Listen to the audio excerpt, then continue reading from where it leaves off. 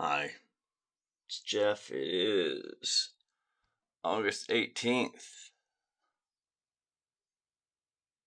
2025. My telephone keeps giving me ads on a number of different platforms trying to get me to buy a shirt that says "Don't poke the bear."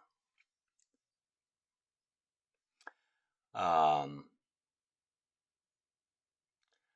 and like the rest of you, I imagine the rest of you, I did see um, Gavin Newsom and many others higher ups in the Democrat Party do their announcement on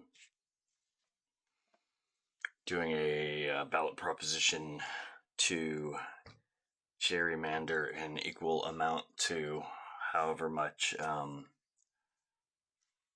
Texas ends up gerrymandering.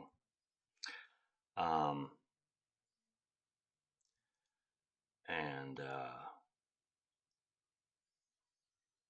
I could appreciate it somewhat. I find it odd that they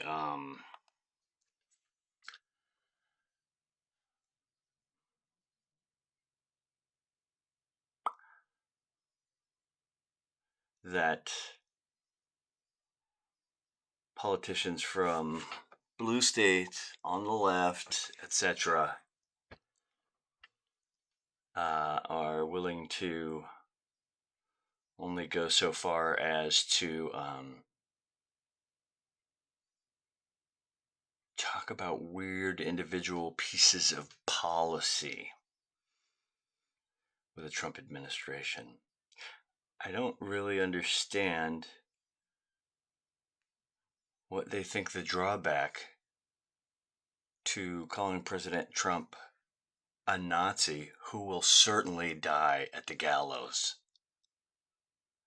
with his co-conspirators once this thing is finally put down.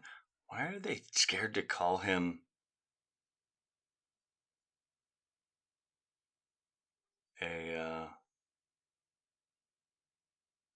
what he is?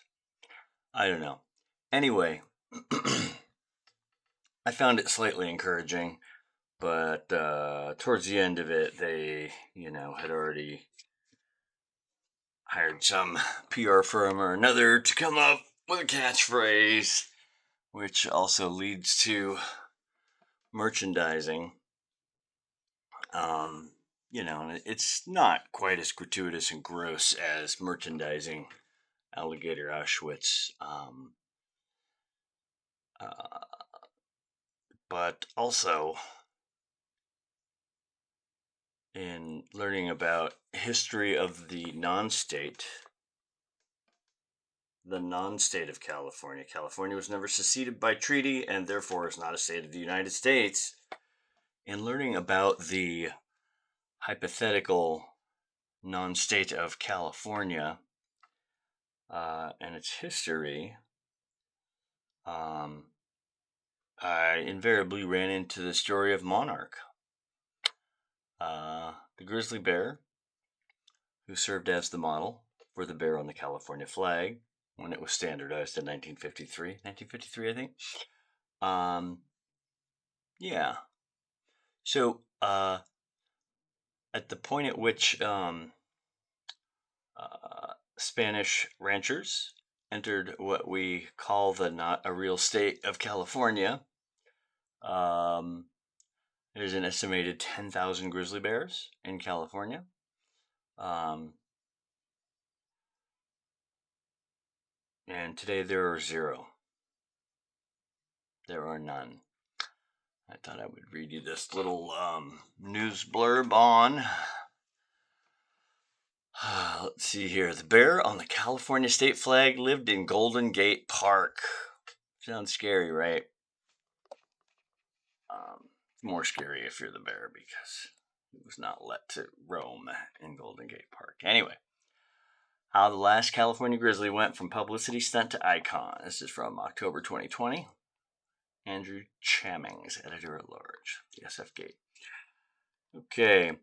Man's cruelty towards one of the most magnificent beasts that walked the American continent can be summed up in the fate of Monarch, the California grizzly bear who started his life running free, snacking on salmon around the rugged Southern California coast, and ended it in a dismal cage in San Francisco.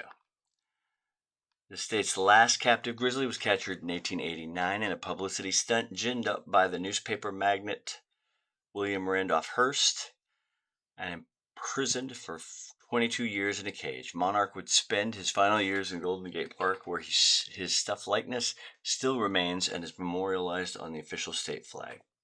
While simultaneously celebrating the symbolism of the grizzly bear in statues and on state flags, and even naming a doomed breakaway state in their honor, European settlers slaughtered the animal in their thousands and wiped the California subspecies off the face of the earth.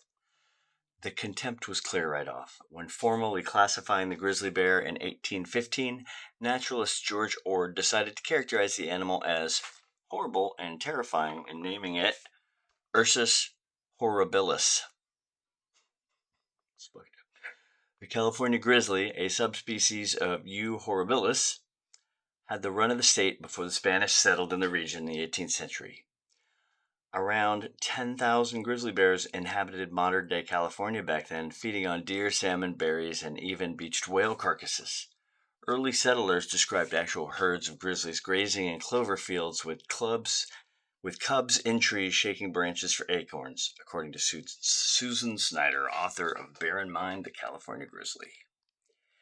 In most other places where grizzly lives, it is a much harder life. They hibernate, and it's a desperate struggle to gain weight they need to survive. They don't have that abundance of food that grizzlies had here. It was really paradise, Snyder wrote. But the settlers' livestock on their new rancheros became easy prey for the bears, and the horse-mounted Spanish herders soon started to hunt the grizzlies wherever they could find them. And because simply slaughtering innocent wild animals sometimes isn't enough fun, the vaqueros would often capture them and pit them against bulls in public battles to be gambled on. Fuck. I didn't know about that. That's terrible. These bear baiting events became a popular pastime in the 19th century. The ultimate demise of the subspecies was precipitated by the gold rush, as tens of thousands of people poured into California to find their fortune. The new settlers gunned down and poisoned the bears, and bounty hunters killed them en masse. It should say as tens of thousands of European people poured into California. By the 1920s, almost every grizzly bear in California had been tracked down and killed. The last hunted California grizzly bear was shot in Tulare County in August 1922. A grizzly was spotted in 1924 in Sequoia National Park for the last time, and thereafter grizzlies were never seen again in the Golden State. Before the grizzly adorned the California state flag, the bear was used in a publicity stunt to sell papers. That's where Monarch comes in. Never one to eschew a headline-grabbing stunt at the detriment of others, William Hearst summoned San Francisco Examiner reporter Alan Kelly into his office in 1889 with a simple request: go capture me a live California grizzly bear. Hearst wanted to present the living trophy to the city and could see the headlines already. Kelly spent months attempting to complete the unusual but apparently urgent ask, and finally caught wind that a group of Mexicans had caught a handsome specimen on the coast in Ventura County. Kelly journeyed south and eventually found the captured bear. It was lured into a train cart with mutton and honey and brought to San Francisco as Hearst had requested. The grizzly was named Monarch and inspired the Examiner's tagline, "The Monarch of the Dailies." The paper ran several embellished stories on the struggle to capture the bear. 16 .44 caliber bullets were pumped into him, and he never phased, one headline read, describing the moment that a cattleman named Jeff, not me, encountered him, stating that Monarch looked at Jeff reproachably for the inhospitable reception. turned about and went away more in sorrow than anger. This would be just the start of Monarch's sorrows. After the bear's successful capture and journey to San Francisco, Hearst's Examiner reported that 20,000 people came to see Monarch in November of 1889, as the caged bear was presented at Townsend Street Station on 8th and Brannan in San Francisco. But public interest in the captured 2-ton curiosity soon waned. In 1894's 49er mining camp exhibit at San Francisco's Midwinter Exposition, an ostrich exhibit drew more spectators than Monarch's cage. Far from the salmon-rich Southern California coastline where Monarch grew up, the incarcerated bear spent the final 2 decades of his tortured existence in a cage near what is now the AIDS Memorial Garden in Golden Gate Park. He was unfathomably presented as a symbol of wildlife conservation. There are some really, really sad pictures of him in our collection, Snyder wrote. He's just sitting there. He looks really depressed and lonely. It's all concrete and bars like an old-style zoo. Monarch was skinned and stuffed after his death and acquired by the California Academy of Sciences. The taxidermied likeness of Monarch was used as the model for the California flag when it was standardized in 1953. Monarch now rests in storage at the museum after last being seen on public display in 2012 as part of the Altered State, Climate and Change, an exhibit that explored the role humans have played in the current mass extinction. It's a little hard to look at the bear on the California state flag as a representation of strength and courage as desired and not a symbol of suffering, and a tragic reminder of how humans repeatedly, callously extinguish wonders of the natural world. Again, that's an article written by Andrew Channings.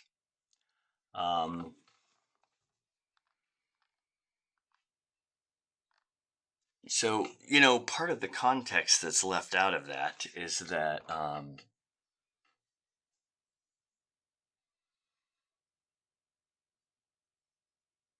when people from the far northwestern peninsula of Asia, formerly incorrectly referred to as Europe, as though it was a separate continent, which it obviously is not, because it is not a distinct landmass surrounded by water.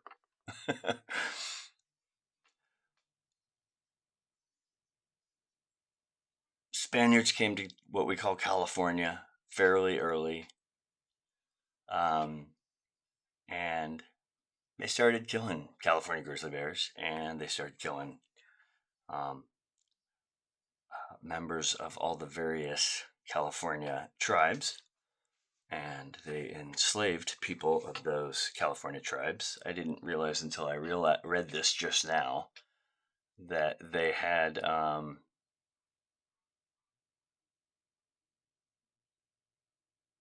grizzly bear versus bull fights. Like how they have dog fights now. They had fights between grizzly bears and bulls, and they would bet on them.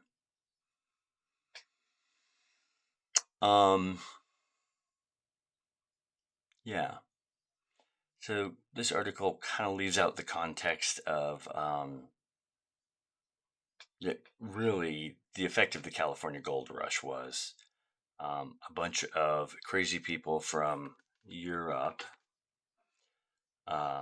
who had wealth accumulation addiction, ran as fast as they could to California to get gold out of the rivers, and really attempted to kill off anything that got in the way of getting that gold as fast as they possibly could. Grizzly bears, indigenous people, rivers, and all the salmon and trout in them.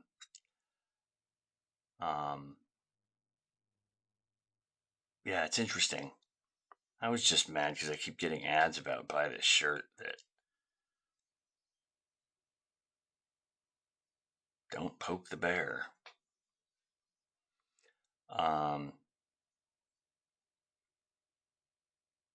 It hadn't really occurred to me till right now that really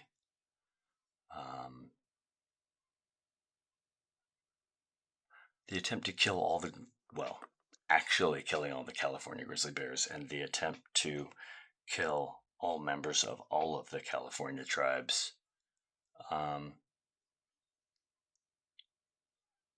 It wasn't even ideological, you know? It wasn't even, we don't like these people and these creatures for this particular reason, and so we're going to kill them all. They were so addicted to gaining wealth without having to work for it, i.e., gold, that they literally attempted and succeeded in multiple genocides to serve their addiction. So, don't poke the bear. Seems like sort of an empty threat to me because there are no California grizzly bears anymore.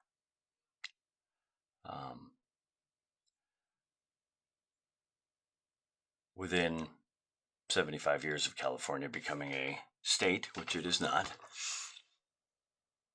California grizzly was extinct basically in 72 years. What we would call less than a human lifespan now.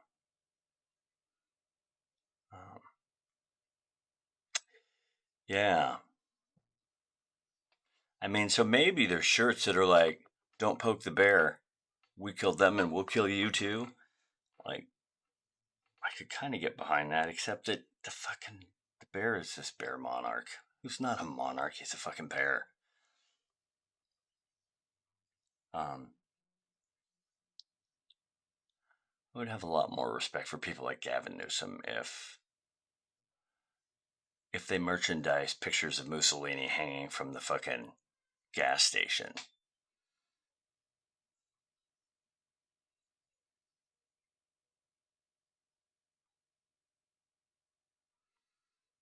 If they actually went to Russia and got whatever remains are actually left from Adolf Hitler and merchandise that.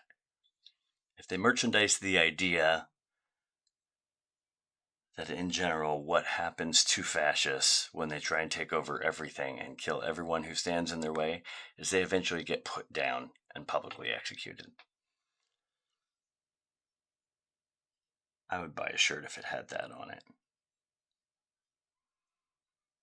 But it doesn't, because Gavin Newsom is the governor of the not state of California, which, without even a whole lot of help from the federal government, attempted to and got very close to eliminating everyone from all of the California tribes.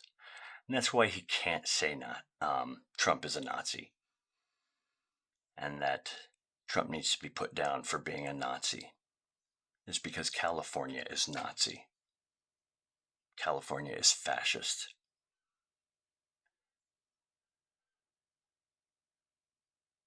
Since its very first day, California existed to commit multiple genocides in order to steal gold. So, don't poke the bear. I have seen stories over the last 10 years about scientists who really keep claiming that they're closer and closer to a point where they think that they can start releasing the closest genetic cousin to the California grizzly bear, a particular, I think, Rocky Mountain Canadian grizzly bear, and they think that they can repopulate the mountains in California with grizzlies, which I hope they do. I also hope that somebody, Jurassic Parks the actual California grizzly bear, and that it goes wrong.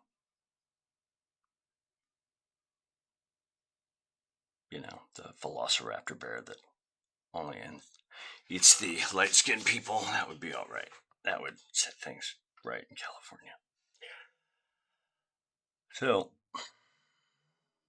I don't know. I still don't have any good news for you. Sorry. I'll try and put a picture of this bear locked up in Golden Gate Park. Superimpose that on this somehow if I can figure it out. The other thing that occurs to me is that I think another thing that was sort of captured a long time ago was the Grateful Dead fan, and I think they had the last few of them in Golden Gate Park lately. I don't know. Anyway, California's not a state. Have a nice day. Send me a prayer that I don't get drunk or high in the next 24 hours, and I will make it to the next year. Thank you.